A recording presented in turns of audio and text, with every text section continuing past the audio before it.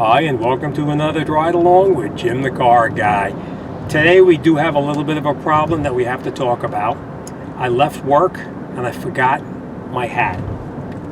I don't have my Napa hat. I left it at work. I never go on camera without my Napa hat. Well, not that I'm endorsing Napa or anything like that. It just happens to be the hats that I've been wearing just about forever. And do I have more than one hat? Of course. I got tons of hats that say Napa on them, and I got Mopar and Chevy, Ford, Jeep. The only ones I don't have are the foreign car companies. I don't have any of those. Mercedes, BMW, Toyota, Honda. Which leads me to the reason for this video. I got an email the other day, and one of my subscribers said to me, if I was buying a car, what car would I buy? And to be very honest with you, it would not be an American car. I don't care for the American cars. They just don't hold up like the foreign cars. The cars that I like the absolute best are Hondas and Toyotas. And I know what you're going to say. You're going to tell me that I'm agreeing with Scotty, and Scotty says that the best car out there is the Toyota. But as out there as Scotty can be, I do agree with him. Toyotas are a very good vehicle and very dependable. You buy a Toyota, you're going to have that vehicle for probably every bit of 200,000 or 300,000 miles if you maintain it correctly. As you guys know, I do like Hondas too. I've owned already 4 different Hondas. I currently own 2 Hondas right now. They are very dependable. The only maintenance you need to do on them is basic, everyday maintenance: tires, brakes, headlights, oil changes, stuff like that. And as long as you do your proper maintenance, you're not going to have a problem. But the question my customer had for me is that if I had the opportunity to buy a Mercedes, would I buy a Mercedes? And my response to that is there's two times when a Mercedes or a BMW, Volkswagen, Audi owner is extremely happy. They're very happy the day that they buy the car, and they're even more happy the day that they sell the car. When they're new, they are dependable. Like any car, when they're new, you don't really have a lot of problems with them, in most cases.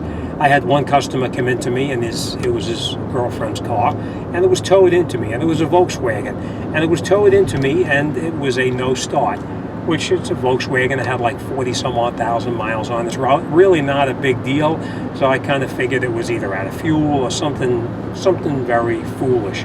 As it turns out, it wasn't the fuel that was run out of fuel. It was not pumping fuel, because there was a failure in the engine that caused the engine from driving the high pressure pump that it needed to drive. So my point being is that I don't care for the German built vehicles. My personal opinion, everybody has their opinion, but that's my opinion. And their question was, would I own a Mercedes? No, I would not. I had an opportunity to buy the Chrysler version of the Mercedes, and you guys know which one it is. It was actually a very, very cheap price, because it was offered to me by the family of one of my customers who had passed away. And did I buy the vehicle? Yes, I did buy the vehicle. Did I keep the vehicle? No, I didn't. I actually had the body work done to it and was able to clean it up, and I wound up turning it over because Mercedes, BMW, Audi, they're all great when they're new, but once they get older, it costs you a fortune to maintain those cars. And I know I'm going to get a lot of people who are going to be disagreeing with me, but that's just my personal opinion.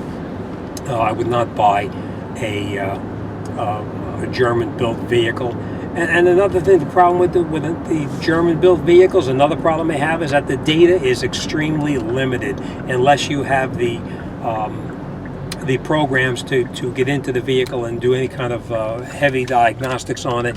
Most of the information that the German-built vehicles give you is very limited, and it's not like any of the other cars out there today. All right, so that was my video of today that I wanted to talk about. When I buy a vehicle, will I buy one of the American-built vehicle? No, I would not. As I said, I have 2 Hondas. I do have 2 Toyotas as well in the family, And believe it or not, the other one that I like a lot is the Hyundais. They're actually fairly decent. It's a good vehicle for the money. They have a nice 100,000-mile warranty on the motor and trans. And the resale value on these cars is actually really pretty high. I will tell you this, if you have an American vehicle, the resale value when you drive out of a showroom, it drops like a stone. Your resale value on these cars is not as good as the foreign cars. And I'm going to back that up with a fact. I just recently sold another car that I had, and it was a Honda, and you've seen me do a couple of videos on this one. It was a 2008 Honda CR-V, and it had about 225,000 miles on it. I think it was actually a little bit more than that, but it was 225. Was there anything wrong with it? No, there wasn't. It was just, it had 225. I do a lot of driving, so I didn't want to keep a vehicle much longer than that. The resale value on a Honda CR-Vs or any Honda is very, very high. I bought the vehicle. I think I paid $20-some-odd thousand for it, and believe it or not, with 220 or 230,000 miles on it, I still sold it and got over $6,800 for the vehicle. So the resale value, even with that kind of mileage on it, is still very high. If you looked up the resale value on a lot of the American cars with that kind of mileage on it, you would see that the value of that vehicle is significantly less.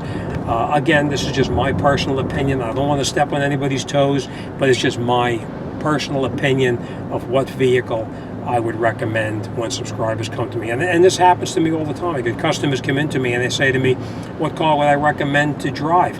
And I said, well, look at what I'm driving. I don't drive the American vehicles because of the issues that they have with them. I usually like the foreign cars, and usually I steer people into buying something like that. All right, so I'll be interesting. It will be interesting to see the response from some of you subscribers out there of what you think of what I'm saying and what your opinion would be. All right, so let's send me some emails and let me know what you want to have next ride along subject to be. And that's it for today. We're signing off. I'm going to give Mrs. Jimthecarguy a call and give her my ETA for when I'm going to get home. All right, but that's it. We're done for today, and I hope I didn't insult anybody or step on anybody's toes. And we'll see what we talk about next time. All right, as always, thanks for watching, and I'll see you guys on the next one.